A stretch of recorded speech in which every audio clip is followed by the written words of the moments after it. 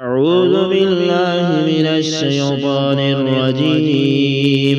بسم الله الرحمن الرحيم. الرحمن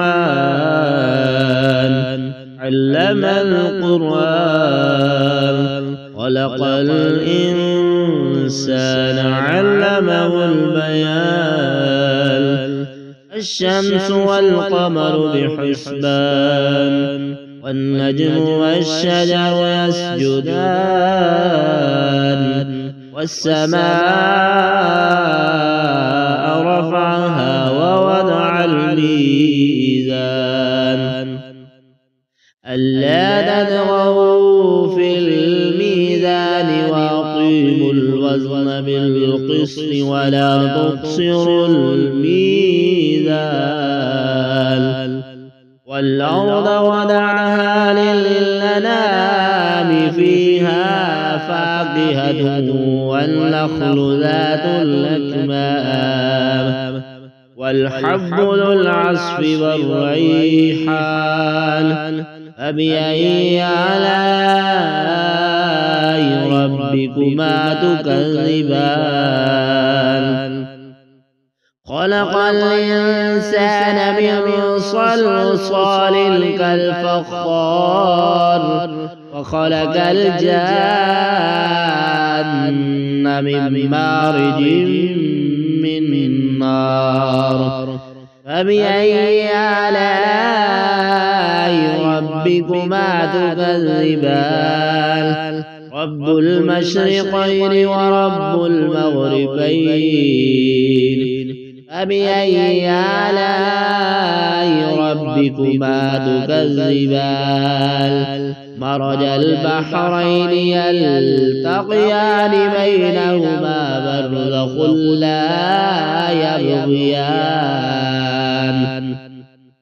فبأي آلاء ربكما تكذبان؟ يخرج منهما اللؤلؤ والمرجان. فبأي آلاء ربكما تكذبان؟ وله الجوار المنشآت في البحر كالأعلام. فبأي آلاء ربكما تكذبان؟ كل من عليها فان ويبقى وجه ربك ذو الجلال والإكرام. فبأي آلاء ربكما تكذبان؟ يسأله من في السماوات والأرض كل يوم هو في شأن. فبأي آلاء ربكما تكذبان؟ سنفرغ لكم أيها الثقلان. فبأي آلاء ربكما تكذبان؟ يا معشر الجن والإنس إن استطعتم أن تنفذوا من أقطار السماوات والأرض فانفذوا لا تنفذون إلا بسلطان. فبأي آلاء ربكما تكذبان؟ يرسل عليكما شواظ من نار ونحاس فلا تنتصران. فبأي آلاء ربكما تكذبان؟ فإذا انشقت السماء فكانت وردة كالدهان. فبأي آلاء ربكما تكذبان؟ فيومئذ لا يسأل عن ذنبه إنس ولا جان. فبأي آلاء ربكما تكذبان يعرف المجرمون بسيماهم فيؤخذ بالنواصي والأقدام فبأي آلاء ربكما تكذبان هذه جهنم التي يكذب بها المجرمون يطوفون بينها وبين حميم عان فبأي آلاء ربكما تكذبان ذواتا أفنان فبأي آلاء ربكما تكذبان فيهما عينان تجريان فبأي آلاء ربكما تكذبان فيهما من كل فاكهة زوجان فبأي آلاء ربكما تكذبان